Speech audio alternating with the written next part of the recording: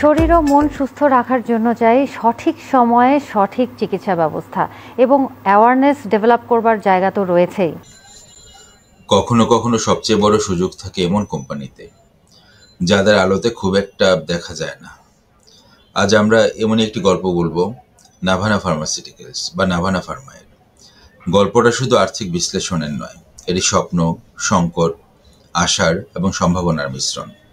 চলুন শুরু করি এই কোম্পানি যাত্রা, অবিচ্ছিন্ন চ্যালেঞ্জের মধ্য দিয়ে এবং সেই চ্যালেঞ্জকে সুযোগে পরিণত করার কাহিনী। 1986 সালে নাভানা ফার্মা গড়ে ওঠে দুই গুরুত্বপূর্ণ সেগমেন্ট নিয়ে, হিউম্যান মেডিসিন এবং ভেটেরিনারি মেডিসিন। শুরুতে সবকিছু ছোট ছিল, ছোট লাইনে উৎপাদন, সীমিত বাজার, সীমিত পোর্টফোলিও। কিন্তু নাভানার পরিকল্পনা বড় ছিল। তারা ভ্যাট মার্কেটে বিশ্বাস করেছিল পশু ও প্রাণী সম্পদ, ওষুধ চাহিদা ভবিষ্যতে বাড়বে, এবং ধীরে ধীরে সেটাই হলো তাদের শক্তি। যদিও পথটি সরল ছিল না, প্রতিযোগিতা, উৎপাদন চ্যালেঞ্জ এবং অর্থায়নের চাপ সবই ছিল তাদের সামনে। নাভানা যখন বড় হতে চাইল, তার নতুন মেশিন কিনলো, উৎপাদন লাইন বাড়ালো, প্ল্যান্ট এক্সপ্যান্ড করলো, কিন্তু সেই সঙ্গে আসল বড় চ্যালেঞ্জ, ঋণ বা ডেট। তাদের দেনার বোঝা দীর্ঘমেয়াদে গুরুতর হয়ে উঠল। বাজারে বিনিয়োগকারীরা সন্দেহ করতে শুরু করলো, এই বোঝা কি তারা সহ্য করতে পারবে? ভবিষ্যতে কি তারা ক্যাশ জেনারেট করতে পারবে? কিছু সময় তারা বন্ড ইস্যু করেও অর্থায়ন করতে ব্যর্থ হচ্ছিল। এই চাপ, ভুল বোঝাবুঝি এবং দারুণ প্রতিযোগিতার মধ্যেই কিছু বিনিয়োগকারী নাভানাকে সামান্য নিচে নির্ধারণ করতে লাগলো।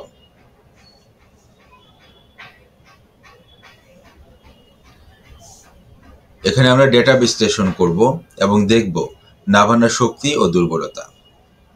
যদি আমরা রেভিনিউ গ্রোথটা দেখি, নাভানা ফার্মার রাজস্ব প্রায় 8.47 বিলিয়ন।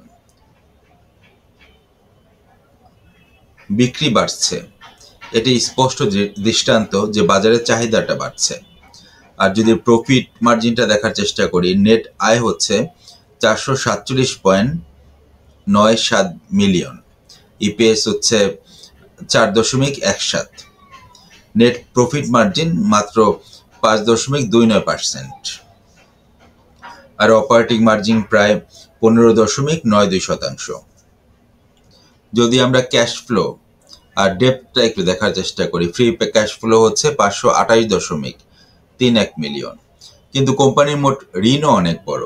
ব্যালেন্স শিট অনুযায়ী মোট দেনা প্রায় 4.97 বিলিয়ন।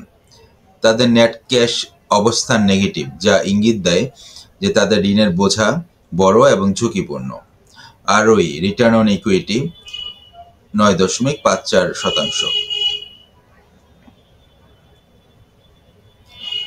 কোম্পানির বার্ষিক রিপোর্ট অনুযায়ী তাদের রাজস্বে প্রায় 79.36% আসে হিউম্যান ডিভিশন থেকে এবং 17.49% আসে ভেটেরিনারি ডিভিশন থেকে। অর্থাৎ ভ্যাট সেগমেন্ট বড় হলেও হিউম্যান ওষুধ তাদের মূল চালিকা শক্তি।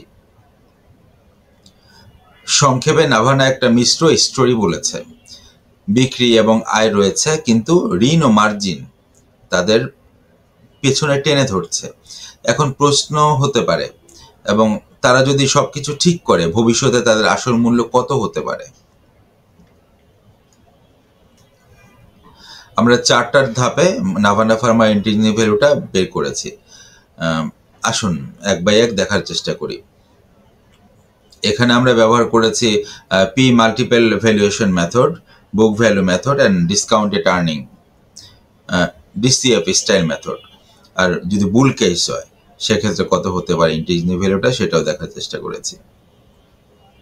তো পি মাল্টিপল ভ্যালুয়েশনে নাভানা ফার্মার আমরা ইন্ট্রিনসিক ভ্যালু পেয়েছি 75 টাকা, আর বুক ভ্যালু প্লাস আরওই, এখানে নাভানা ফার্মার ইন্ট্রিনসিক ভ্যালুটা আমরা পেয়েছি 50 টাকা।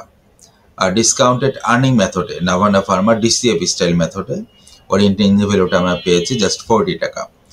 যদি বুল কেস হয়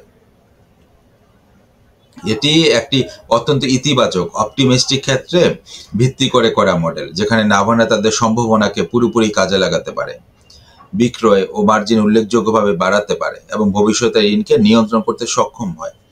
সেক্ষেত্রে বুল কেসের ক্ষেত্রে নাভানা ফার্মার ইন্ট্রিনসিক ভ্যালুটা হচ্ছে 80 থেকে 95 টাকা।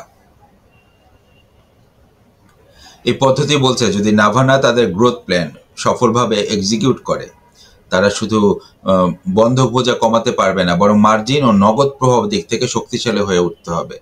এবং যদি সেই কাহিনী ঘটে, তাদের ঋণটাকে তারা কমাতে পারে, শেয়ারের ন্যায্য মূল্য হবে 90 এর আশেপাশে থাকতে পারে, যা আজকের দামে যথেষ্ট আন্ডারভ্যালুড অবস্থায় আছে। আমরা 4টা পদ্ধতিতে মূল্য নির্ধারণ করলাম এবং একবারে দেখলাম নাভানার বেসিক ভ্যালু এবং উচ্চ সম্ভাবনা ভ্যালুর মধ্যে একটা পার্থক্য আছে। তো এখানে আপনার জন্য একটা সিদ্ধান্ত নেওয়ার কৌশল হতে পারে। আপনি যদি রিস্ক নিতে রাজি থাকেন, তাহলে বুল কেসের ক্ষেত্রে ভ্যালুটা হচ্ছে 80 থেকে 95 বিবেচনা রাখতে পারেন, কিন্তু ধাপে ধাপে কিনতে হবে। আপনি যদি শান্ত ধীরগতি ইনভেস্টর হন, তাহলে পি বা বুক ভ্যালু পন্থা আপনার জন্য বেশি উপযোগী হবে। এবং সব সময় তুলনামূলকভাবে সেফটি মার্জিন রাখতে হবে। পুরো পজিশন একসাথে নিতে না করাই ভালো, মানে পুরোটা একবারে বাই করা যাবে না। নিয়মিত কোয়ার্টারলি বা ইয়ারলি রিপোর্ট মনোযোগ দিয়ে দেখতে হবে। রাজস্ব, মার্জিন, নগদ প্রবাহ ও দেনা কমার ট্রেন্ড কি হচ্ছে সেটাও আমাদের গাইডলাইনে রাখতে হবে।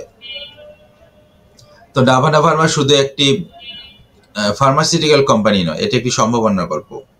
আর ঝুঁকি আছে, ঋণ আছে, মার্জিন সীমিত, কিন্তু যদি তারা পরিকল্পিতভাবে বেড়ে ওঠে, তারা সেই অন্ধকার অংশ থেকে আলো তৈরি করতে পারবে এবং এই আলোতে আপনার ইনভেস্টমেন্ট অপরচুনিটি থাকতে পারে। যদি আপনি এই ধরনের বিশ্লেষণ পছন্দ করেন, অর্থনৈতিক গল্প, কোম্পানি গভীর দৃষ্টিকোণ, শেয়ার মূল্যায়ন, তাহলে আমাদের চ্যানেলটি সাবস্ক্রাইব করুন, বেল আইকন চাপুন এবং লাইক ও শেয়ার করুন।